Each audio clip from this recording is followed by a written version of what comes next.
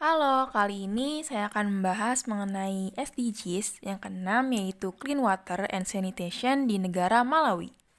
Sustainable Development Goals atau tujuan pembangunan berkelanjutan merupakan serangkaian dari 17 tujuan global yang dirancang oleh Perserikatan Bangsa-Bangsa atau PBB sebagai panduan bersama untuk menciptakan masa depan yang lebih baik, berkeadilan dan berkelanjutan bagi seluruh umat manusia. SDGs diadopsi secara resmi pada tahun 2015 sebagai bagian dari agenda tahun 2030 untuk pembangunan berkelanjutan. Tujuan-tujuan ini disusun untuk menjawab berbagai tantangan utama yang dihadapi dunia seperti kemiskinan ekstrim, kesenjangan sosial, perubahan iklim, kerusakan lingkungan, serta isu-isu perdamaian, hak asasi manusia, dan tata kelola pemerintahan yang inklusif. Tujuan pembangunan berkelanjutan yang keenam yaitu bertujuan untuk memastikan bahwa semua orang di dunia memiliki akses terhadap air bersih dan sanitasi yang layak pada tahun 2030.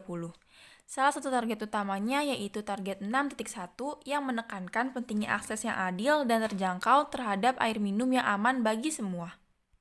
Namun, kenyataannya masih banyak negara yang belum mencapai target ini, terutama di Afrika. Pada tahun 2020, hanya sekitar 30% penduduk Afrika yang memiliki akses terhadap air minum yang dikelola dengan aman.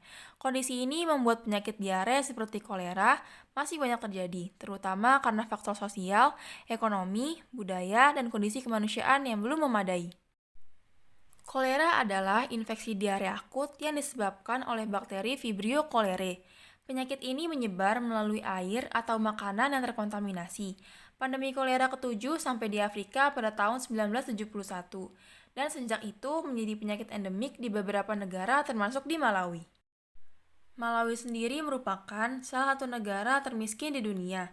Sekitar 4 dari 5 keluarga tinggal di rumah sederhana, dari batu bata lumpur tanpa lantai semen dan atap dari jerami.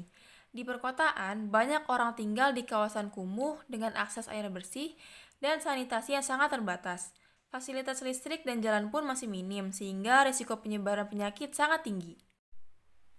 Sejak tahun 1998, Malawi mengalami wabah kolera musiman hampir setiap tahun, terutama di wilayah selatan yang sering terkena banjir saat musim hujan. Pada 3 April 2022, pemerintah Malawi secara resmi mengumumkan epidemi kolera setelah munculnya kasus di distrik Machinga. Wabah ini menjadi salah satu yang paling lama dan paling mematikan dalam sejarah negara tersebut. Hingga 16 Juli 2023, tercatat hampir 59.000 kasus dengan 1.766 kematian di seluruh 28 distrik.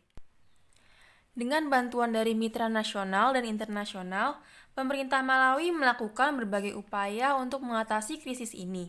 Mereka membangun pusat perawatan kolera, melaksanakan program darurat air, sanitasi, dan kebersihan, serta melakukan pemantauan kualitas air. Pemerintah juga melaksanakan kampanye komunikasi resiko dan edukasi masyarakat di seluruh wilayah yang terdampak.